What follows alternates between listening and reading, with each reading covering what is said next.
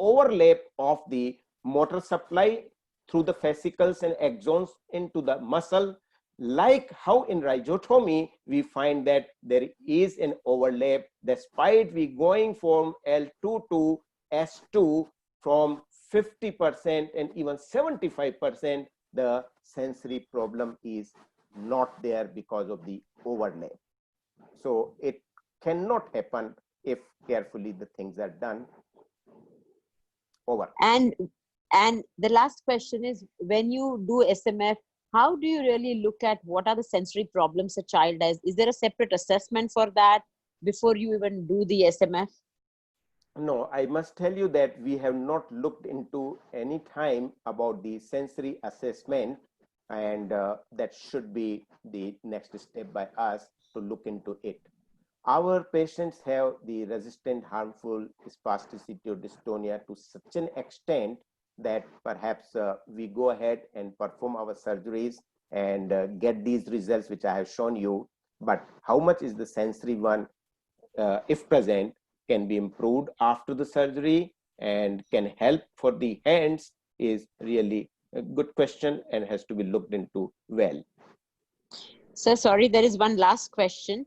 And Yes. he says that, sir, what about the outcome percentage of recovery post-surgery when you have a dystonic hand? Means what he's asking is that under the ICF, when you do these surgeries, is there any change in participation? Is his question to you, sir, on the ICF? Yes. So I tell you, our goal for prehensile to develop in these dystonic hands is remote. Our first goal is that how we can quieten the dystonia so that the normal hand does not get disturbed.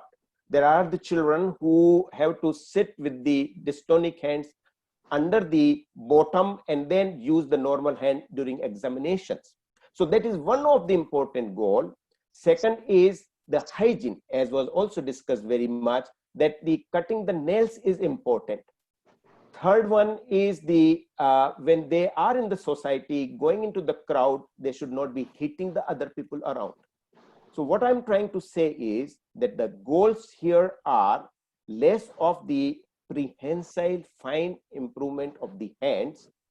Yes, but we have found when it is controlled, the bimanual activity to some extent can be achieved. So presently we have these goals of these children. Sir, sorry. So there is one question from Dr. Dhruv Mehta, sir. Yes. He's asking, when there is co-spasticity, is there a risk or a danger of reversing the deformity coming in? We have not found, Dr. Dhruv, about this kind of a problem that the spasticity coming up. But yes, very important part, especially for the lower limbs which we face even after rhizotomy, is that during the spurt of growth, some percentage of the children or adolescent develop the mild crouch. So I must say that, as I was mentioning earlier also, that early interventions with the reduction in spasticity or dystonia and later in the life, although it is not a true recurrence, but yes, they do develop with the spurt of growth, the bony length, mild kind of the deformities, which can be taken care of much more easily. And we actually now perform these spasticity relieving surgeries in the adolescents. At that time, we do combine the spasticity relieving surgery along with soft tissue release surgeries. Over. Sir, can I have a comment? Yes. Professor Purohit. Yes, sir. Yes, Dr. After Professor Peacock, you are the only person who has taken up in Professor Purohit in India.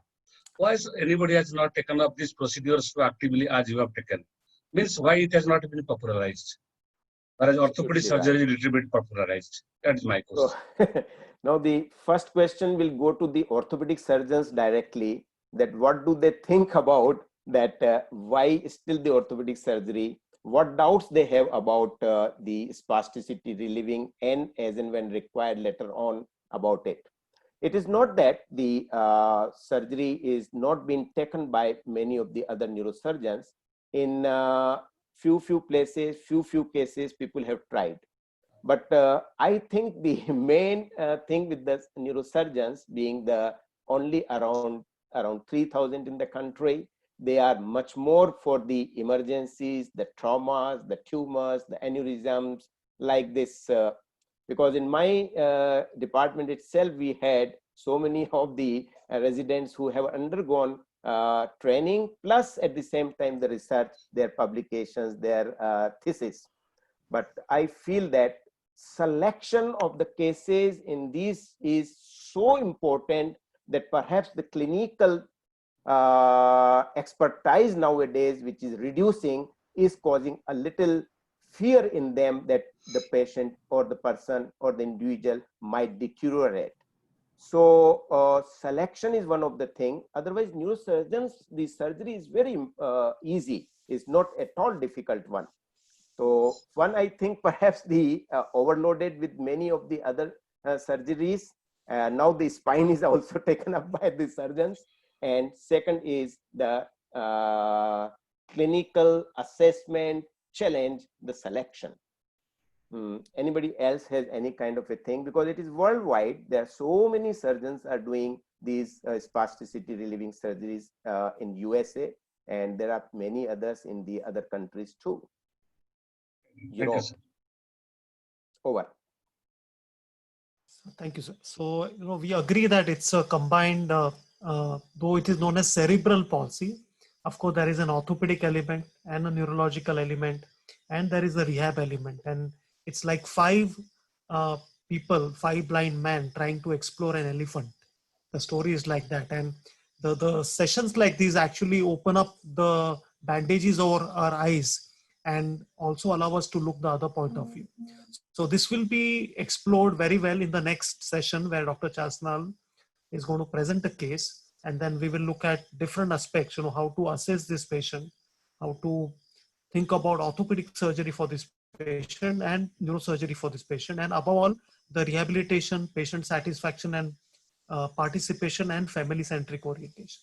So Chasnal, please start your case. We are running little behind schedule, but I think learning is important. I hope viewers will keep up with us. It's going to be dinner time in India, but what is being served here is very important for our knowledge. So Chasnal, please go ahead. Yeah, thank you, sir. And yes, it has been a very great session so far. And I thank Dr. John Davids for helping me build up a very strong foundation in my career. And this is a picture we had taken in 2011 at the DMZ border between South and North Korea. So I have very fond memories of him as a mentor, teacher, and guide. And with that, I would like to start with the first case. Actually, we are going to have two cases, but I'm not sure if we have time. So we look at the first case in little detail. So this is a 5-year-old child, right hemiplegic CP. And this is one of his gait video, which we just observe him walking and try to get some kinematics from this. So he walks with a type 1 hemiplegic gait pattern. And if we look at his right hand, that he just avoids swaying it during the walk. Also, he tries to flex the elbow and hold it in a slight high guard position while walking. The wrist also seems slightly flexed during walk. And with all this findings which we have found on the first video recording of his gait, we would go into much more detailed evaluations, which already Lisa and Dr. Davids have shown in their presentations. And apart from that, I'll now be showing you more importantly what from a surgeon's point of view or from surgical decision making or outcome point of view, the use of SHUI and how the SHUI scoring has been done for this child. So these are the 4 activities which are performed for the thumb and finger segment. And this is to see for the extensor pollicis longus power or strength or how the EPL is functioning. And in just short, I've put up his score for the thumb here. So it is around 8 out of 12. The overall functional score, which is based on the House classification, is 33%. And this is particularly for the thumb. The EPL power is grade 2. And apart from this, we also use the Tompkins classification for the thumb. And here the thumb is a type 1 thumb, which I'll further show you here, that the thumb is kind of an adducted thumb. And so these are furthermore activities which are done, like taking out money from wallet or tearing a paper, which lead us to what is exactly happening with the thumb. Is it a thumb in palm? Is it just adducted thumb? Is it hyperextended? So there are a variety of thumb problems which we could see in every CP child. And we need to understand that what exactly is happening along with the fingers and thumb. And these activities are going to give us the entire function as well as the deformity part of it. So similarly, for the next segment, that is the wrist segment. So wrist specifically involves doing these 4 activities, which is like unscrewing the bottle the cap of the bottle, pulling a Play-Doh or cutting the Play-Doh with a knife, and throwing a large object or a large ball. So each of these activities have been further scored. And we see that the wrist segment is also scoring a little bit on a lower side. We constantly see here he's struggling, his wrist is flexed. If we look at this lower video, it's excessively ulnar deviated. And also if I pause this at some particular time, yeah, he's trying to do a compensatory action by flexing the fingers and getting the wrist into a dorsiflexion position here. But if you look otherwise, he has quite a lot of flexion and ulnar deviation here. So we're going to look at all the segments and then we discuss this case with the panelists. And the next segment is the forearm, in which we would like to see how the child accepts coins, does a high five, or how he touches the hand to mouth, or how he takes the hand to the opposite ear. So there are particular, so in the shoe scoring system, there is what particular action or what particular movement has what scoring system, and that's how the score is derived. And from the forearm, we see, yes, there was a score, which is the dynamic score is 6 out of 12. And the functional score remains same throughout, if you see, because it's like the entire function of the upper limb. I have looked here for the power of pronator teres, and the Tompkins classification here is used for pronator teres again, which is divided into 4 types. And the type 1 here is that the active, I'm going to take you through it. Yeah, so the active supination, how much is possible and how much is the passive supination possible. So Tompkins divides 4 types depending on the ability of the child to do an active as well as a passive supination by the examiner, either a therapist or a surgeon. So it's Tompkins 1 here. And lastly, to the elbow segment, again, 4 of these activities are done, like putting a sticker on the ball, putting on socks or fastening a shoe, and then getting in a crawl position. And we see that the elbow is done pretty well. The scoring system is good. Of course, there was the power was good at the elbow, and there was clinically no elbow deformity or contraction. So with all this, we come to the point where the child is 5-year-old, and from the clinical evaluation, I have identified that the 3 muscles which probably need to be addressed more are pronator teres, FCU, and adductor pulses. And this is the spontaneous functional analysis and the dynamic positional analysis of the child. The grasp and release score was slightly less. The child could not do grasp and release in the extended position, but it was good in the neutral and flex position. So with this, I would request the panel to kindly take over the discussion. And I would start with probably Lisa. Lisa, would you like to comment on the evaluation part, and what further do you advise for this child?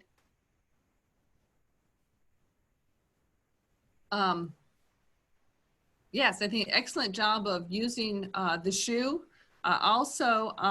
It's exciting. So as we talked in my discussion on the different types of tools, and then watching the complementary of the orthopedic surgeon and the neurosurgeon, I think it's wonderful that you've also incorporated the Tompkins, because that is an aspect that you also see imperative to look at as well. And so I think it's nice to be able to bring in quite a few areas. You've done a nice job of summarizing the elbow position. The fact that he's able to open it up shows that he's able to reach and get to what he wants to do. And so yes, we need to focus on then the abilities of his hand to be holding What is he using? What position does that need to be in? So I think did a nice job of aligning all of that. So comments from you and Asha ma'am regarding the therapy point of view and splinting for this child. Like what would you suggest currently? Drupti, are you speaking? Yes, Asha. Go ahead. Yeah. See, right now, yes, the case is very well presented, and yes, but I feel at this point, splinting is not going to help him because he is already having a range issue. So I think at presently only therapy and maybe surgery has to go on, because splints, I don't think it will help. Any splint is going to help him right now. Okay. What I just need to add is, if I really look at him, Chasnal, thank you for a great presentation. I always like to classify the hand, which is looking at the hand and the forearm. His hand is somewhere at, if you really look at the manual ability classification system, it is somewhere around 3 to 4. Having said that, he's had therapy for 5 years, and you do see him plateau on whether therapy, whether splinting, everything that is plateaued. So I don't know whether any, whether one, I guess one we need to understand as therapists is this hand is always going to be an assistive hand, and it depends on what the parents' goals are for bimanual activities. And I guess then we will have to look at it, but I don't think so by doing even surgeries or Botox or anything, are we really going to make a huge change in his participation in terms of the right hand? Okay. So yeah, the right, he's using the left hand mainly as the dominant hand, and he's quite good doing the activities with that. I totally agree. Yeah, so Purohit, sir, you think, can we address some of the spasticity issues here, or you think we should still wait and watch since he's 5-year-old? Yes, Dr. Chasnal, here I would like to know from occupational therapist that for how long he has taken a perfect occupational therapy, and we are not finding any improvement for the past 6 months. Means if there is an static condition in the improvement of the hand functions. And at the same time, I will also like to know from the therapist that is he developing any contractures. So usually in a first attempt at this time, if I find there is some resistance to improvement or the improvement not that faster, then perhaps one has to think about botulinum toxin. But at this age, with this much deficits only, which I can see from the videos, that perhaps right now, no selective motor fasciculotomy at this stage. Over. Okay. Great. So we come to the next point, that will a botulinum toxin injection and physio, or a botulinum toxin and cast, which of that could be more helpful, considering that the deformities are slightly going towards like more of contracture kind of state currently. So I would request Johari sir and SP Das sir, can you just give your comments about this, like how would you go about this at this point?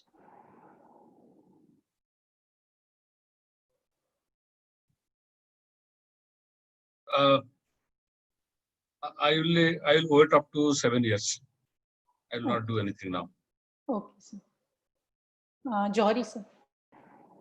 Well, I think the dynamic positional analysis shows a much better scoring than the spontaneous functional one, so that, there is good function there, probably interrupted because of the balance problems, between the agonist, antagonist, and if that is so really, I mean, it's very difficult to fathom all that is happening on just one sort of assessment here.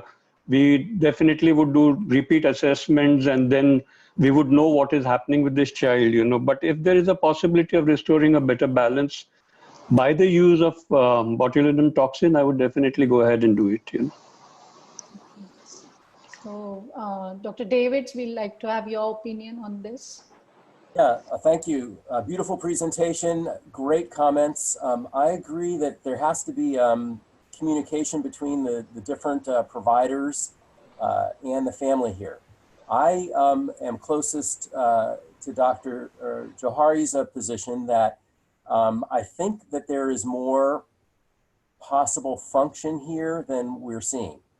And if the use of the Botox would create a therapeutic window perhaps for the physiotherapist and the casting, but would also provide some information to us diagnostically confirming that these particular muscles are responsible for the malalignments and need to be addressed in one way or the other.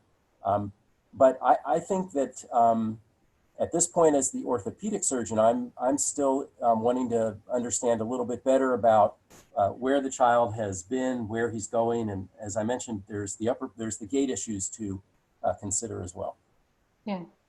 So thank you for that. And we did consider this child for Botox. And like you said, along with the upper extremity, we did address, only the upper extremity needed to be addressed because he had a type 1 hemiplegic gait pattern actually. So he went in an orthosis and a Botox for pronator teres, FCU and adductor pollicis.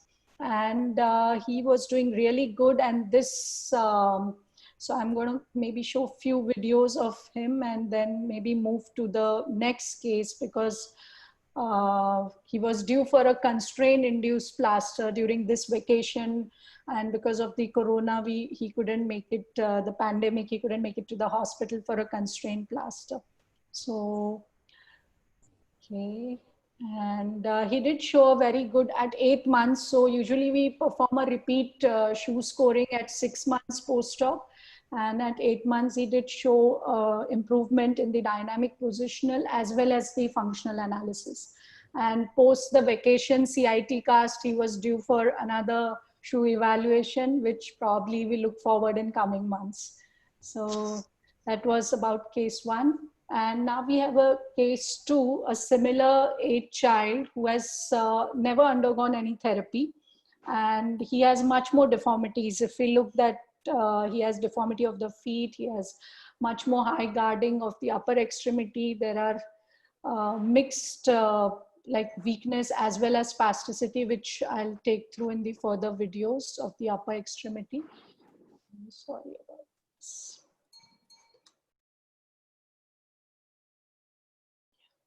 So the first case, I have actually covered all the segments, and in view of shortage of time, this second case, we intend to discuss more of the thumb. So and hence I'm going to just quickly take you to the upper extremity problems. And if we look at here, the elbow function was slightly reduced. I'll take you through the entire shoe sheet again. The pronator teres, he had a very good passive supination. Active was restricted. And if you look at the thumb, he had a very bad EPL power. The thumb had decreased web space. He had a unstable MCP joint and the EPL didn't look very good to me. And there was a flexion at the IP joint as well. So of all the problems like the elbow, forearm and wrist, the thumb was a little more concerning to me here.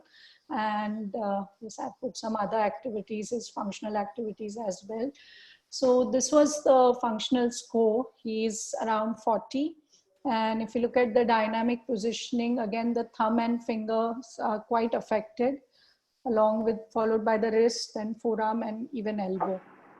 So here the concern was, since this child comes from a very rural part of India, they don't have access much to therapy.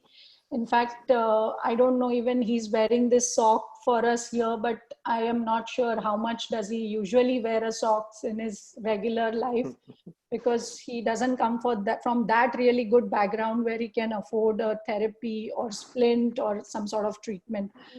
So this is how the child was. And so with this, I would like to know that for the thumb at this point of age, he's 6-year-old. Should we test with all this problem? Should we still think for a botulinum toxin, splinting, or go for a small procedure, or just wait and watch? Like considering the background and knowing the child would not follow up and all the problems. So I think, Jory sir, what would you think, sir, about this case? Well, again, it becomes very difficult to assess this way, but considering all these factors, the fact that his thumb is actually interfering with his functioning, and we can improve his functioning if we do something for the thumb. I would opt for surgery at some stage, we need to really assess his mental condition, family support, possibility of having some sort of rehab and all that, But rather than doing a Botox, I would come because of the problem of weakness that he has of the EPL, I would consider surgery for him.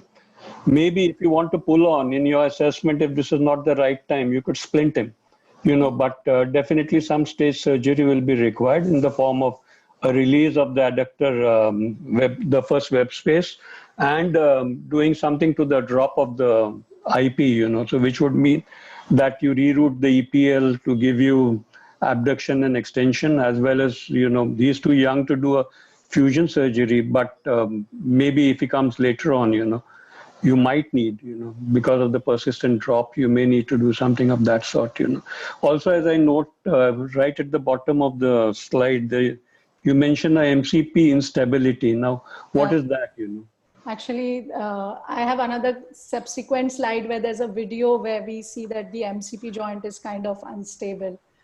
So, okay. So how bad is that instability? We can reduce it, sir. I think EPL rerouting and a capsulorrhaphy might probably help. Yeah, so maybe if you release the adductor and then if you sort of stabilize the MCP joint by means of a capsulorrhaphy, along with the EPL rerouting, it might do the trick for now. Yeah. So comments from Dr. Davids, like he's 6-year-old and thumb reconstruction at this time, like. It's only going to get worse, I would just like to add that. I agree with all of the previous comments. It's a challenging situation, and as an orthopedic surgeon, it's much easier just to talk about the technical domain, like what would I do, absent the setting of all the other challenges. In the setting in which I work, if we really can't get the appropriate follow-up and therapy services, although it hurts my heart, I don't offer the intervention. I really don't believe in the surgery without the rest of it. And you have to say it, and then you have to practice it, and it's not easy.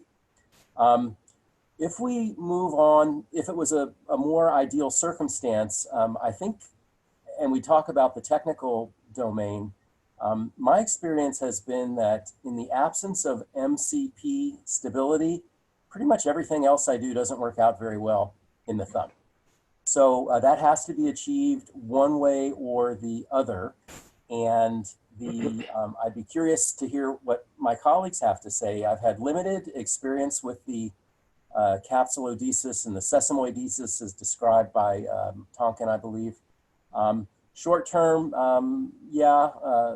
long term, maybe it stretches a bit. But maybe that's not bad because it gets you to an age where you can do a more definitive skeletal stabilization. And I'd also ask all of you, do you fuse the IP or the MCP joint and attempt to protect the physis at the base of the proximal phalanx, which would allow a more definitive intervention early? Any of you had experience with that? Okay, so can I make a comment? Yes, sir. This is a case where, first of all, at this age, 6 years, the neurosurgical procedure for the right upper limb as well as the equinus at the same time can be taken care of. So I would perform musculocutaneous SMF for the elbow flexion, as well as median nerve for the pronation and wrist flexion. Now, once we improve the proximal spasticity, the hand exercises which will be given, perhaps that will be much more beneficial when the wrist flexion is not coming in the way. Initially, perhaps with this, we will give some splintage and see how the web space can be improved upon. And in the same sitting, it is very essential for him to undergo selective tibial fasciculotomy. And I think he has a contracture. So initially what we do, we only perform the aponeurotic fractional lengthening and not at all about the jetplasty. And with that, if we give him some result, they will be happy, they will get motivated, and perhaps then we have to come much more into the hand, that is the thumb and other fingers. Over. Okay. So yeah, thank you everyone for the comments. And Dhiren sir, you also often see a lot of neglected children and cases around in your practice. And would you like to add some comment to this, sir? And particularly this child who's also similar to the child I presented. Of course, that kid didn't follow up with us, unfortunately. But we have a similar one who's around 17-year-old. And he has presented now with severe pronation contracture, wrist contracture at the FCU, and even maybe the wrist flexors, the thumb deformity.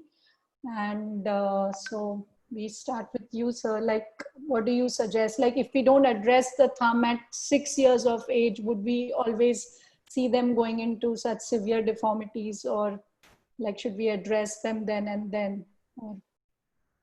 Okay, like the first thing is this patient is not really comfortable for the post-operative physiotherapy. So that's one point which goes against surgical intervention. The second thing, already deformity are extensive, and we need to so we need to carry out some of the surgical intervention, because if we don't do now, then it's probably not anytime. So it's better to do it now, because even at this stage it is difficult. So I think that surgical intervention should be considered even at 6. Yes, there are some contraindications for the surgery in the form of not very compliant for the physiotherapy. But yes, if that point is taken care of, then we should consider for surgical intervention. Okay. So with that kid, I have to just show this kid who was, like I said, he presented at a very late age, like 17, and he had never undergone any particular therapy or procedure before. And this was the MCP, and we see that I was able to actually reduce this and get it back, and there was a click present here at this point. And along with the entire upper extremity, all the segments involved. Like I said, that this particular case, we focus on the thumb here, like what should be done. And this was the thumb, the EPL was, so, okay.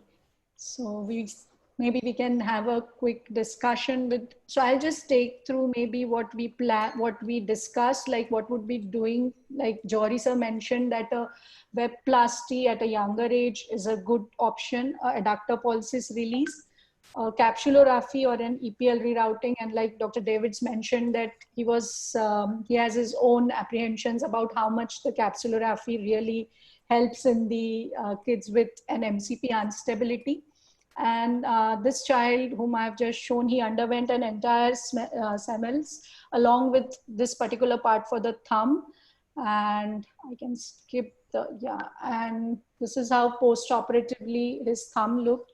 And we have not done a fusion for him. It's just a webplasty, adductor release, and the capsulorrhaphy and EPL rerouting, along with FCU to ECRB, a pronator teres recession, and a brachialis IM lengthening.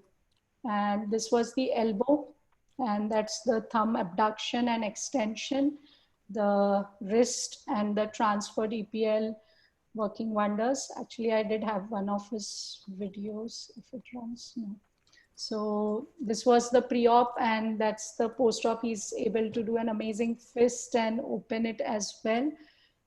So, and the grip certainly he had a lot of difficulties with the unstable and the deformed kind of a weird Z-shaped thumb to hold on to objects or grasp. And he has been doing really good stuff now. He's able to hold on to the bottle very nicely. I think his grasp has improved very well.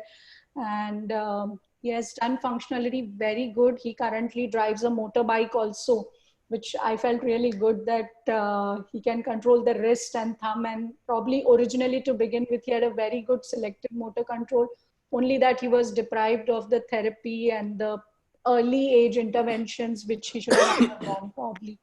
So This is a perfectly performed surgery, right age, and all the multi-level surgery has been done. No doubt it is excellent. So at 17, actually for this wrist, me and Nagda sir, we had our own apprehension. Should we fuse the wrist or wait for the fusion of the wrist, or will the transfer just help us? And also for the thumb, should we fuse or give a chance with a soft tissue reconstruction since he was 17?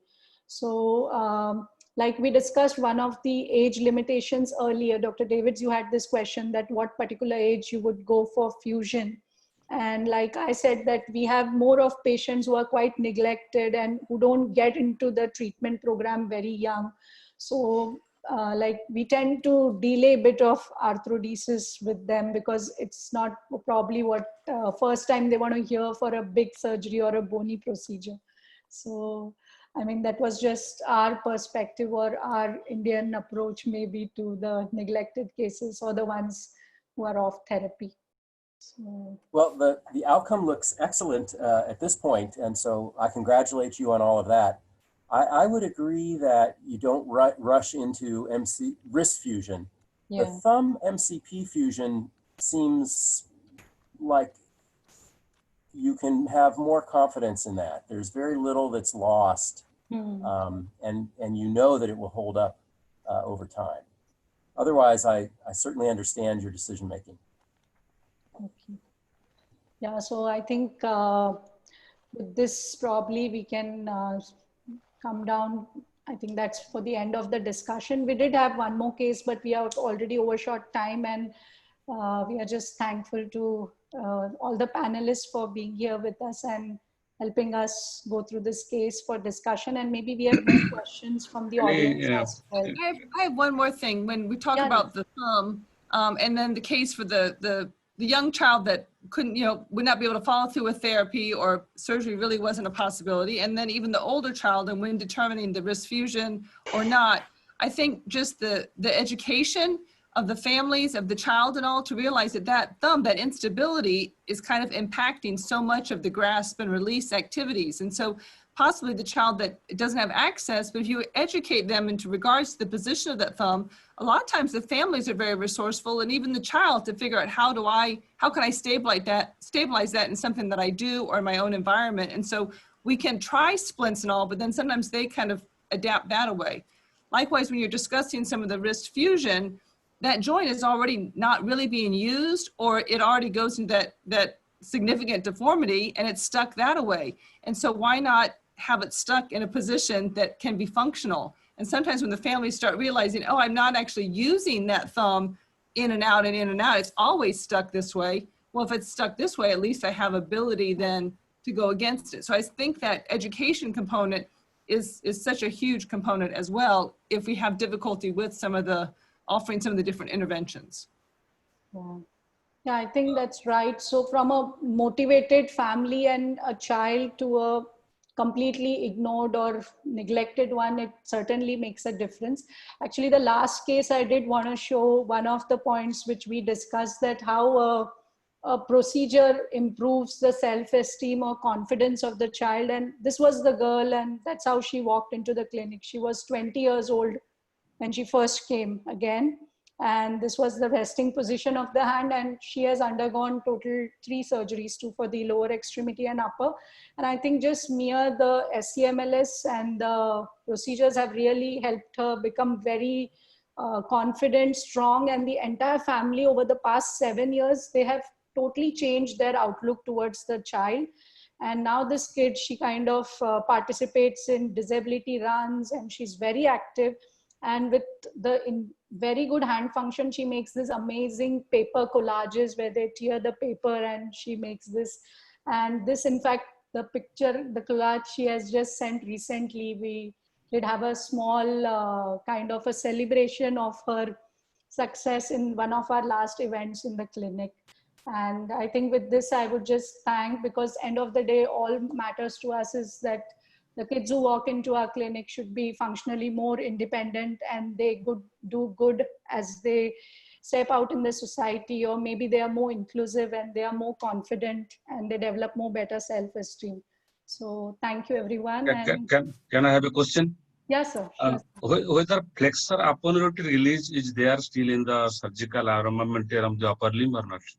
Very In much. the wrist ones. Yes. Okay. Flexor apponeurotic release of the forearm. Yes, sir. Jory sir was answering. No, it's very much there. I mean, we utilize it as a part of other surgeries. For the long flexors of the fingers, very often we do a flexor apponeurotic release.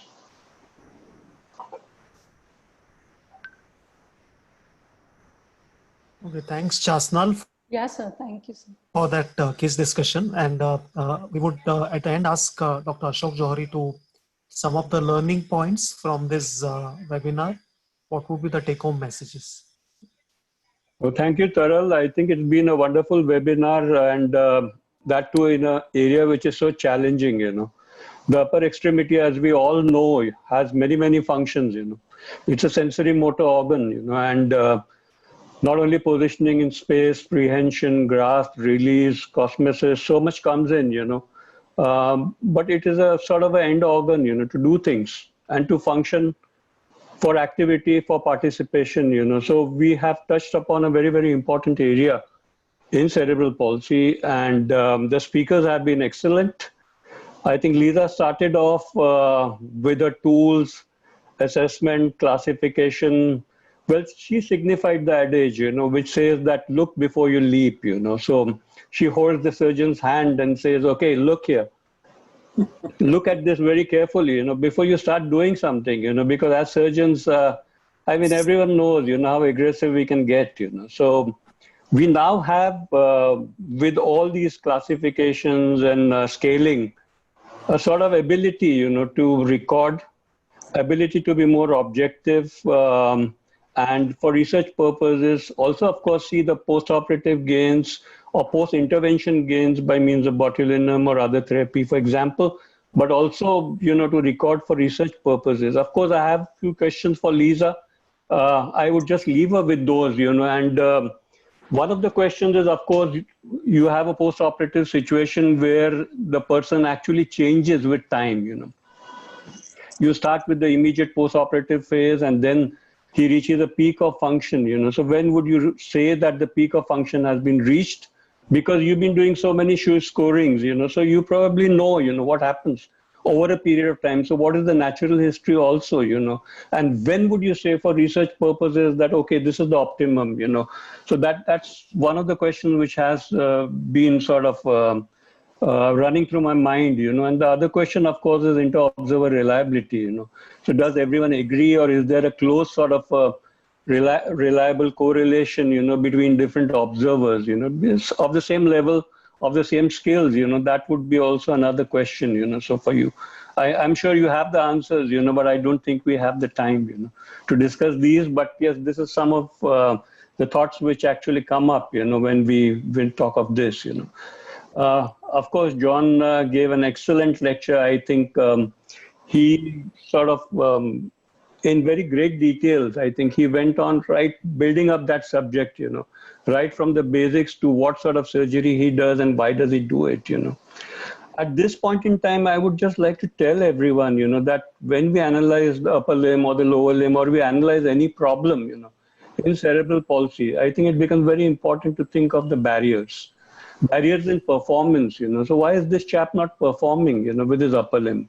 Is it the spasticity which is coming in his way? Is it the lack of balance, the lack of selective control, or is it a structural problem with the wrist, for example, or with the forearm positioning? It's a structural problem now, and that would determine what we do, what sort of intervention. So as John said, primary, secondary, and then a tertiary type of deviation, we need to analyze that very carefully to plan our intervention, what intervention will do well. If spasticity is the problem, then conservative interventions may be good. If problem is a balance, and that's not going to come with conservative management, we need to opt for surgery, and then if you have the final sort of tertiary problems, when you do your primary and secondary solutions, I think those tertiary problems are taken care of. So that was a very, very nice way of putting it across, And we, of course, have still, in spite of all the time we spent on this webinar, it's a long webinar, we still have shortage of time, because we could not discuss so many things, in terms of elbow pre-positioning, the shoulder positioning, and how do we tackle when we talk of upper limb. It's just not the hand and the wrist, it's also the shoulder, it's the elbow and the forearm all come in, so that becomes very, very important, But that can be only blamed to trying to give a nutshell of what one learns in a lifetime, so it's very, very difficult, Dr. Purohit was, of course, we have had the benefit of hearing him before, but every time we listen to him, we gain a newer perspective. And with the combined approach of John and Dr. Purohit, one would realize where neurosurgery fits in, Why orthopedic surgeons don't send patients for neurosurgery, for example, So are we so happy with our results? So is there a certain specific area where neurosurgery is of optimum use, Can we use neurosurgery for some cases, selected cases, and that would require an interdisciplinary approach, By and large, I think orthopedic surgeons are quite happy if they at all look at the results, The problem with orthopedic surgeons, at least in this country, we're very happy to do things, and then we're very happy when the patient disappears, because your follow-up is the most devastating thing, which you actually come across, So with that and with the case discussion to complement whatever we have actually learned, I think we learned a lot. Our perspectives are much clearer than before, and with every interaction, I think they become better and better, and our approaches naturally will change with the better perspective and better balance in understanding that we have now. So thank you everyone for this wonderful webinar and for being so involved. I think everyone was so involved. They gave the 100% to their sort of area of expertise, So thank you everyone. I think it's time for dinner in India, maybe lunch in the US. Late breakfast. Late breakfast, is it? Okay. Okay, thank you everyone. I think with this, I think Taral may want to make announcement about the next webinar or something. Where's Taral? He's missing. So I just want to say, wow. Wow is words of wisdom. And with these words of wisdom, we end this wonderful webinar. See you. We'll make the announce for the next webinar soon, which is coming up next month. Thank you very much. And good night and good afternoon. Bye. Thank you. Thank you very much. Thank you very much. Bye-bye. Bye. Bye, John. Bye, Lisa. Bye, Dr. Purohit. Where's Dr. Sashikala? Dr. Sashikala, I hope she hasn't fallen down somewhere. She must have